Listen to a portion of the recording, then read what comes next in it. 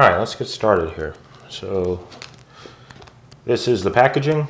Looks like we have a little tab here to crack this open. This is the first time I've actually purchased a scanner, so I figured I would seek to get the best one, and I heard this is the best on the market. And so we're definitely going to find out. Here's some, looks like the manual here, some packaging. I don't know if you can see, but this up here is the SDS100, which is the sister to the 200. So we'll dive into that a little later. Here, this is the actual scanner itself.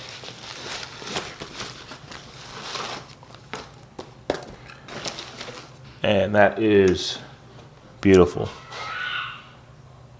Look at that. So here is the display, which I understand is an incredible display. Push and function button here. This pushes in and out. There's a nice sort of click feel to the rotary here as it clicks into place. I'll just remove this protective screen cover here. And the buttons have a rubbery feel, nice and clicky here. There is an SD card. This is a micro SD slot, and I can see that there is, there we go, a micro SD card that ships with it, which is great. I'll return that back in here.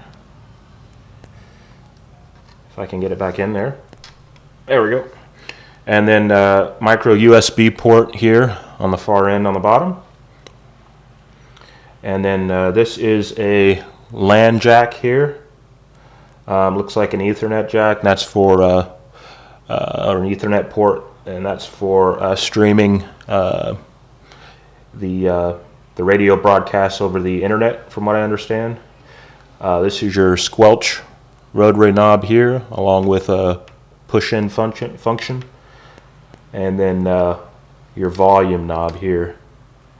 This is also doubles as the on and off button, or the on and off knob. It's like a void button down here, repeat, record. There is a record function with this radio. This is the zip button. So from what I understand, you can hit this button and then punch in your zip code, and then of course get all of the frequencies in the area that you're currently in. And then all of your numbered buttons here as well. And here, down here, looks like there's what looks to be an 1/8 inch headphone jack down here, just under the audio rotary knob.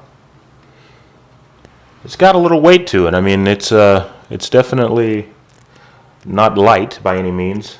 You have a nice textured feel up here, textured finish. So here on the bottom, there's your speaker here, your speaker grills, perforations there. And then here on the back, there's your port for your antenna. Not quite sure right now what this is. This port's for. It says EXT, which is what I guess stands for external SP. So maybe that's external speaker, possibly. You have a micro SD port. There's a GPS port here. And looks like some type of ground power, or maybe this is where you plug in the power if you're mounting this inside of your vehicle, is what that looks like.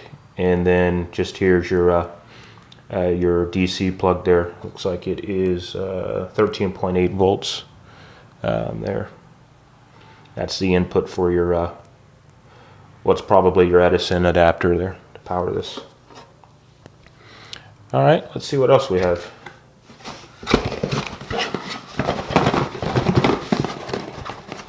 Something else down here. Some cabling. There we go. Let's crack this open.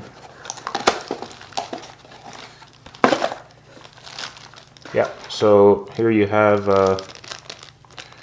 just here. These are the little foot pads that adhere to the bottom of the scanner for desktop. You sit it on the desktop there.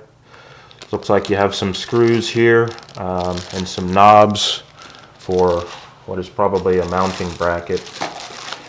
Yeah, looks like here's your mounting bracket, which will end up sitting something like this here. And your scanner just sits on your desk or wherever you want to mount it, something like that, and then you're able to pivot it up and down. You can see here, I didn't show you earlier, but there's a threaded hole on each side of the scanner there, of the chassis. All right, very cool. Let's see what else we have here. This is your looks like your wiring harness for tying into the vehicle. Yep. That allows you to get power when you're inside of the vehicle. It looks like you can tie it possibly into the fuse panel, is what that looks like.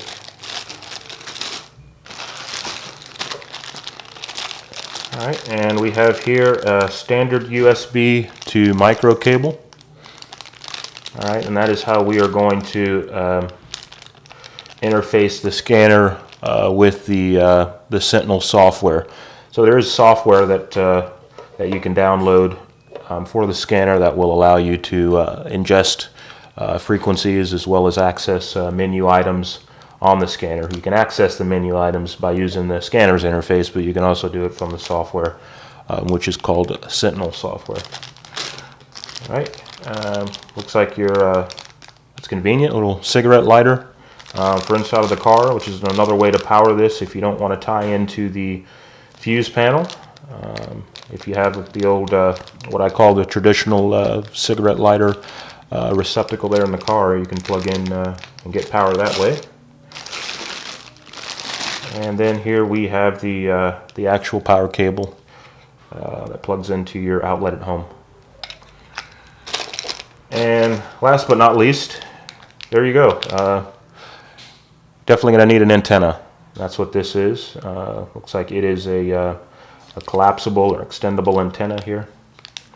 And from what I understand, this will pick up pretty good, a stock antenna, but we'll test that out, and if we have to get a different antenna, we will. But we'll go and get this set up, and then we'll follow up a little later with a follow-up video, and I'll show you sort of some of the functions of this once we get it all plugged in and installed.